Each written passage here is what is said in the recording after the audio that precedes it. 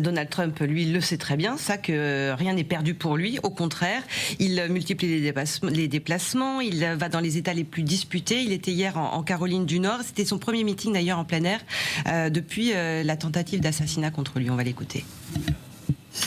Avec la camarade Kamala Harris. Et je l'appelle ainsi parce que c'est une marxiste. Vous, pensez-vous qu'elle est marxiste ou bien communiste? Des gens étudient vraiment ce genre de choses, mais ils n'ont pas su me le dire.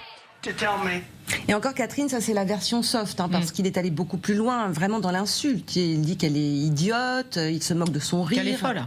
Et qu'elle est folle. Il dit carrément qu'elle est folle et effectivement il trouve que son rire est ridicule. Enfin, mais il nous a toujours habitués à ça, Donald Trump. D'abord, il donne toujours des surnoms aux gens. Alors, Joe Biden, au tout début, c'était Joe l'endormi. Après, Hillary Clinton, c'était Hillary la corrompue. Enfin, ça le dérange pas du tout, lui, tout ce qui concerne la diffamation, en fait. Mais c'est vrai que là où il avait gagné aussi Donald Trump, et il essaie de refaire la même chose cette fois-ci en 2016, c'est qu'il était allé justement dans les États qui étaient disputés et où les républicains n'étaient pas en tête. Alors que Hillary Clinton ne l'avait pas fait, ça. Et on explique en partie sa victoire en 2016 parce qu'il avait labouré ce terrain. Donc c'est ce qu'il va continuer à faire. Mais on peut évidemment imaginer qu'il va...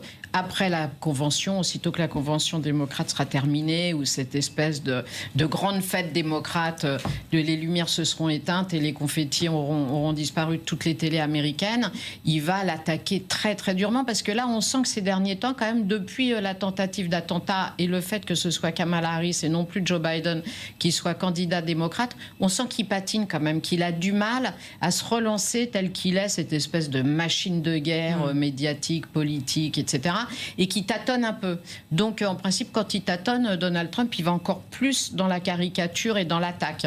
Donc, ce sera intéressant de voir dans les jours qui viennent comment il va se positionner. C'est caricatural, mais ça marche, notamment auprès de son électorat, cette façon de procéder. Alors, son électorat, il est verrouillé. C'est-à-dire que, et ça a toujours été fascinant chez le phénomène Trump, c'est qu'il y a un taux de verrouillage de l'électorat qui est au-delà des 80%. C'est-à-dire qu'il le dit, et ça se vérifie. Ouais. Quoi qu'il dise, quoi qu'il fasse, ces gens-là voteront pour lui. Il y a un rapport quasi sectaire au personnage.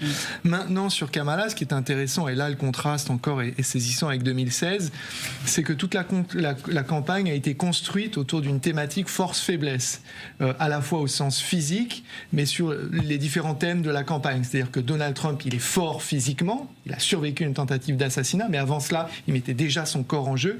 Il est fort sur la frontière, il est fort sur l'économie, il est fort face à la Chine, etc.